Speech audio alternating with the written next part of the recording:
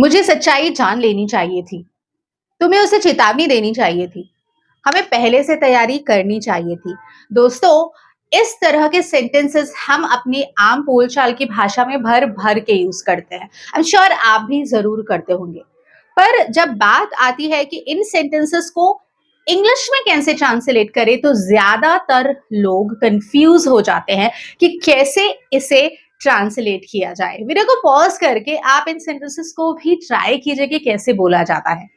ठीक है, अब आगे इस वीडियो में आप सीखने वाले हैं इस तरह के बहुत सारे सेंटेंसेस कैसे फ्रेम करें, क्या स्ट्रक्चर होता है, किन किन टिप्स को आप ध्यान रख के इस तरह के सेंटेंसेस को बड़ी आसानी से इंग्लिश में ट्रांसलेट करके अपनी इंग्लिश को इम्पैक्टफुल बना सकते हैं। My name is Smriti and you are watching learn with स्मृति।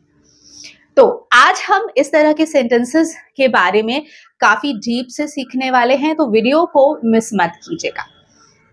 अब इस तरह के सेंटेंसेस को सीखने के लिए पहले आपको ये जानना जरूरी है कि वो कौन कौन से ग्रामर पॉइंट्स हैं जो आपको ध्यान में रखने चाहिए। तो चलिए बात करते हैं उन पॉइंट्स की जो जानना बेहद जरूरी है अगर आप इस तरह के सेंटेंसेस फ्रेम कर रहे हैं। दोस्तों, जब कभी भी इस तरह के सेंटेंसेस हम फ्रेम करते हैं तो जो स्ट्रक्चर होता है, आपको पता है इंग्लिश में एक सेंटेंस सब्जेक्ट से स्टार्ट होता है, ठीक है, और सब्जेक्ट के बाद आपको इसके बाद जो पार्ट है ना वो रट लेना है।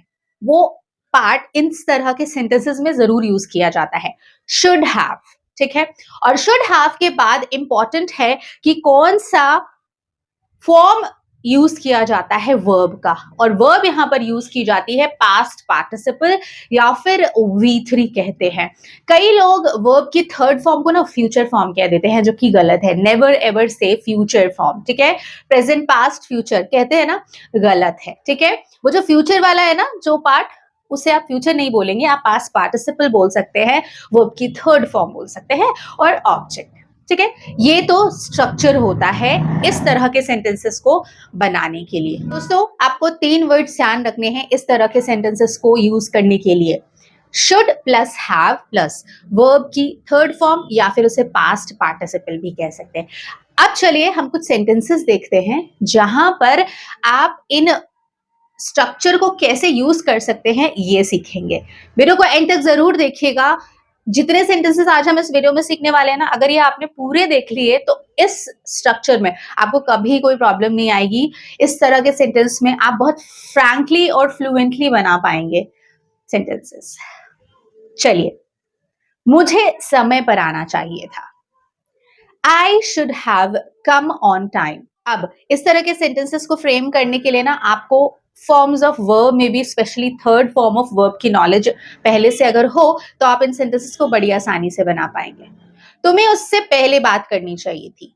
You should have talked to him earlier, ठीक है। ध्यान दीजिए, यहाँ पर वर्ब की थर्ड फॉर्म आ रही है। हमें अपनी गलती माननी चाहिए थी। We should have admitted our mistake. मुझे तुम्हारी मदद करनी चाहिए थी। I should have helped you. उसे सच बोलना चाहिए था। He should have told the truth. Again यहाँ पर टेल की थर्ड फॉर्म आ रही है टोल्ड। तुम्हें वहां नहीं जाना चाहिए था। You should not have gone there. फिर से देखिए, गो की जो थर्ड फॉर्म होती है ना, गॉन, वो लगाई गई है। मुझे इसे समझना चाहिए था। I should have understood this. हमें पहले योजना बनानी चाहिए थी। We should have planned earlier. मुझे उससे माफी मांगनी चाहिए थी।